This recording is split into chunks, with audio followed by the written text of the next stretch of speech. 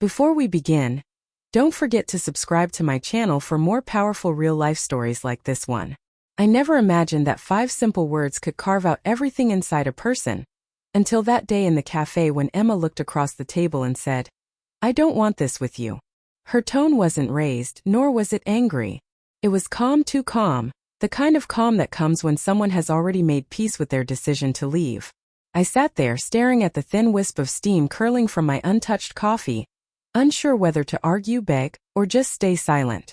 For a brief moment I couldn't even tell if she was breaking up with me, or giving me a diagnosis I wasn't ready to hear. We had been together for 2 years, steady, quiet, and uneventful. No screaming matches, no fireworks, just predictable days that blended into one another. I thought that's what she wanted, stability over chaos. I didn't realize that to her, stability had started to feel like suffocation. I remember asking softly, "You don't want what exactly?" She sighed, her eyes drifting toward the window as if her mind had already left me. "This life," she said. "The dinners, the plans, the small talk. I feel like I'm living someone else's dream." The words didn't hit me all at once. They came in waves. Because when someone says they don't want this, they aren't rejecting the situation, they're rejecting you within it. She gathered her purse, said she hoped we could still be friends, and walked out before I could even process the cruelty of that word. Friends. As if I could ever play the background role in a story where I once played the lead. That night I sat alone in the dark, replaying our relationship like an endless film I couldn't turn off. Every time she smiled at her phone, every time she pulled away a second too soon when I hugged her, every time I told myself she's just tired. I used to believe love faded like sunlight, softly, slowly. But sometimes it's more like a switch flipped in another room, sudden and final. The next morning I did what people do when they're pretending to be okay. I went to work. I smiled, answered emails, laughed at bad jokes. But inside there was only silence. Deafening silence. That evening my phone buzzed. A message from her. A photo of the same cafe where she'd ended things, no caption. Maybe it was guilt. Maybe nostalgia. I didn't reply. Instead, I went for a long walk with no destination, just trying to find the pieces of myself she hadn't taken. Every street corner whispered her memory. I could almost hear her laugh trailing behind me. The same laugh that used to make ordinary moments feel like home. By the time I reached the river, my phone was still and quiet again. No calls. No messages. Just the world moving forward without me. That's when it hit me. She wasn't coming back. And the real pain wasn't losing her. It was realizing how much of my life I had built around someone who could leave so easily. That night I scrolled through our old photos, vacations, dinners, lazy Sundays. We looked happy. But then I noticed something I'd never seen before. She was smiling but never at me. Always at the camera. Always somewhere else. That's the cruel thing about heartbreak. The truth is always there, just waiting for the silence to reveal it. I deleted the photos, shut off my phone, and sat there in the dark again. But this time the emptiness felt different, not hollow, just clear. Maybe she was right. Maybe this wasn't what she wanted. But maybe I didn't know what I wanted either. And in that clarity a quiet thought took shape, one that felt calm, steady, and sure. The next morning sunlight filtered through the blinds, indifferent to whether it shone on something whole or broken. I thought about her words again, "I don't want this with you." And the more I repeated them, the less they sounded like rejection and more like release. Maybe we had both been pretending. Her pretending she still felt something, and me pretending not to notice she didn't.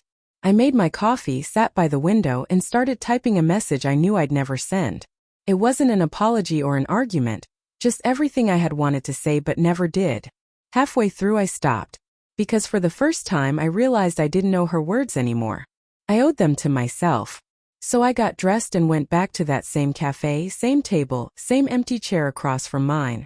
Not to relive the moment but to reclaim it. I ordered black coffee, no sugar.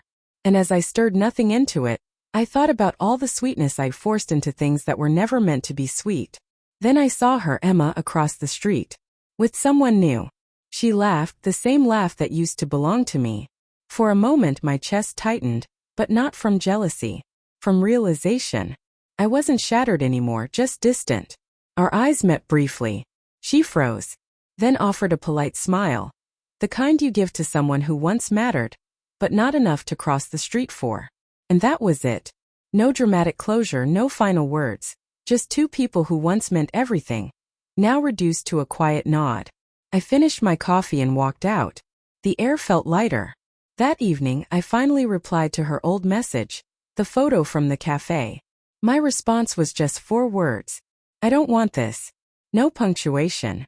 No explanation. Just truth. Because I didn't want this anymore. The waiting, the guessing, the half-hearted love, the endless convincing. I didn't want a relationship that felt like walking on glass to earn silence in return. What I wanted was peace. And for the first time I understood peace doesn't come from holding on. Comes from letting go without needing to understand why. Later that night, I quietly removed her traces from the apartment. The sweater on the chair, the mug she liked, the toothbrush she'd forgotten. Not out of bitterness but gratitude. Because sometimes losing someone creates space for what we were always meant to have. I didn't block her number. I didn't delete our old messages. I didn't need to. They no longer had power over me. Weeks passed. Life resumed, work, gym, dinners with friends. But this time I wasn't waiting. Not for her. Not for closure. Not for another version of the same story.